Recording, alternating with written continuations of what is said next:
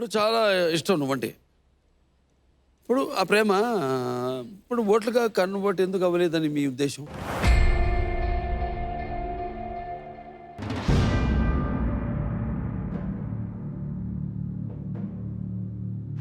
నీకు నాకు చాలా సిమిలారిటీస్ ఉన్నాయి. నన్ను ఎలాగైతే మా నాన్నగారు ఇండస్ట్రీకి తీసుకొచ్చారో, కృష్ణ గారు నిన్ను అలాగే తీసుకొచ్చారు. అవును. మరి నువ్వు ఆయన దగ్గర నేర్చుకున్నది ఏంటి? అసలు నేర్చుకోకూడదు అనుకున్నది ఏంటి? మంచితనం ఆయన దగ్గర నుంచి నేర్చుకున్నానండి. ఉమ్.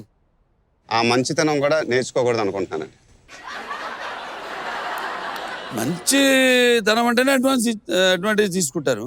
తీసుకుంటారండి. సో అది ఎక్కడో నేను అది నేర్చుకుంది ఏంటంటే మరి అంత మంచిగా కూడా ఉండకూడదేమో ఆ, లైఫ్లో అన్న ఒక్క ఇది నేను తీసుకున్నాను. సో అది ప్రాక్టికల్గా అది నేను నేర్చుకున్నాను లైఫ్లో. అంటే జాతి అంటారు, మిమ్మల్ని కలవడం చాలా కష్టం అంటారు, కానీ ఒకసారి కలిసిపోతే అప్పుడు బిఏ రాజు.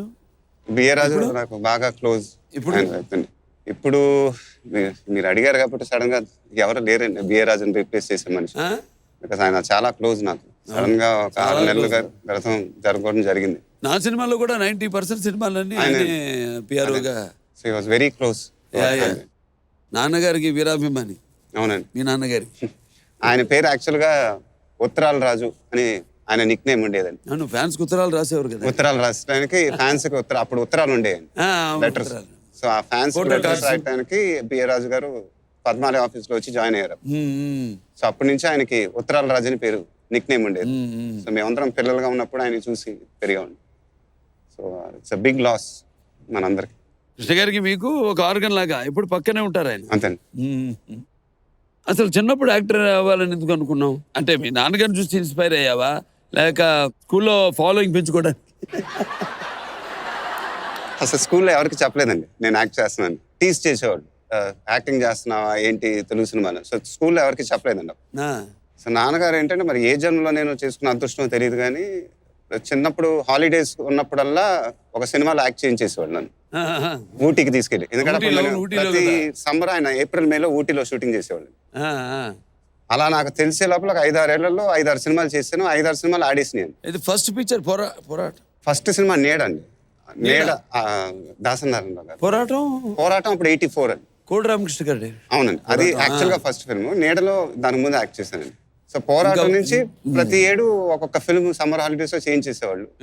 సో నాకు మరి అలా లక్కీగా ఆ సినిమాలు ఆడేసి సడన్ గా ఇతను చైల్డ్ స్టార్ అయిపోయాడు అన్నారు. అది నాన్నగారు అలా చేస్తారు నాకు. దానివల్ల ఏమైందంటే కెమెరా అనే భయం పోయింది, షూటింగ్ అనే అట్మాస్ఫియర్ పోయింది. సో యాక్టింగ్ అవన్నీ మామూలే కదా అన్న ఫీలింగ్ ఒకటి వచ్చేసింది. అది యాక్టర్ అనేది చాలా ఇంపార్టెంట్. సో నా కెరియర్ అంత సింపుల్ గా ప్లాన్ చేశారు ఆయన. ఇంకో విషయం భయ్యా, ఇప్పుడు రాష్ట్రంలో నీ ఫ్యాన్ కాని వాళ్ళు లేడు. అందరికీ నువ్వు అంటే ఇష్టం. ఇప్పుడు నీ యాక్టింగ్ కానీ యాజ్ ఎ క్యారెక్టర్ కానీ, how you conduct your self in the society, ఇప్పుడు చాలా ఇష్టం నువ్వంటే. ఇప్పుడు ఆ ప్రేమ ఇప్పుడు ఓట్లుగా కన్వర్ట్ ఎందుకు అవ్వలేదని మీ ఉద్దేశం?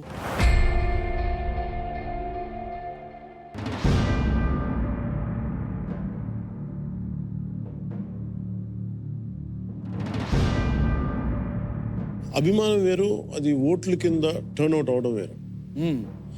దానికి అంటే ఎవరైనా సరే దశాబ్దాలు కష్టపడి సంపాదించుకుంటే, ఇప్పుడు మీరు కూడా ఇంత ఉన్నతమైన స్థాయిలో ఉండటానికి, ఇంత అభిమానం సంపాదించడానికి వెనక కృషి కనీసం తక్కువ 3.5-4 దశాబ్దాల కృషి ఉంది. ఇలాగే అదే ఇంకొక ఫీల్డ్లో, ఇంకొక రంగంలో, సినిమా రంగంలో ఒక పేరుండి అది ఇంకొక రాజకీయ రంగంలో కూడా సంపాదించాలంటే, ఆ నమ్మకం సంపాదించాలంటే దానికి కూడా అంత కృషి చేయాలి. ట్రాన్స్ఫార్మ్ అవ్వడానికి టైం పడుతుంది. ప్రజలకి మన మీద నమ్మకం పెరగడానికి మనం ఎంత పని చేసాం అంటే నిలబడి ఉండటం చాలా అవసరం. అంటే ఆ రంగంలో నిలబడి ఉండటం చాలా అవసరం. అది వారి నమ్మకాన్ని సాధించుకోవడానికి కూడా కొంత సమయం పడుతుంది. అంతేగాని అది రాత్రికి రాత్రి అద్భుతాలు జరగవు. అందుకని కనీసం తక్కువ ఒక 1.5-2 దశాబ్దాల తర్వాత అప్పుడు మీరు ఈ ప్రశ్న అడిగితే అప్పుడు నేను చెప్తాను, మేబీ నేను సమాధానం వేరుగా ఉంటుంది. కానీ ఇప్పుడు మటుకు ఇంకా నేను నమ్మకం సంపాదించుకునే పరిస్థితిలోనే ఉన్నాను.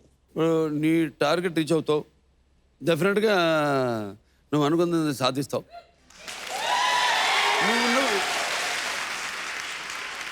మేజర్ అండి నేను చూస్తుంది అధికారం అనేది సాధ్యమైనంత ఎక్కువ మంది ప్రజలకి అది ఆసరాగా అండగా ఉండాలని కోరుకుంటాను. కొంత మనల్ని ఇబ్బంది పెట్టే ప్రభుత్వాలు ఉండకూడదని కోరుకుంటాను. అంటే మన ప్రజాస్వామ్యంలో ప్రతి ఒక్కడు వాడి హక్కుని సద్వినియోగం చేసుకోగలిగే శక్తి సామర్థ్యత ఉండాలి. దాన్ని ఎవరు కాలు రాసినా దాన్ని మనం ఎదుర్కొనే శక్తి ఉండాలి. దాంట్లో భాగంగా నేను ముందుకు వెళ్తున్నాను. దాంట్లో భాగంగా అధికారం వస్తుందో రాదో నాకు తెలియదు. నా పని ఏంటంటే కర్మయోగం చేసుకుంటూ ముందుకు వెళ్దాం. వస్తే వచ్చింది, లేదంటే సంతోషం.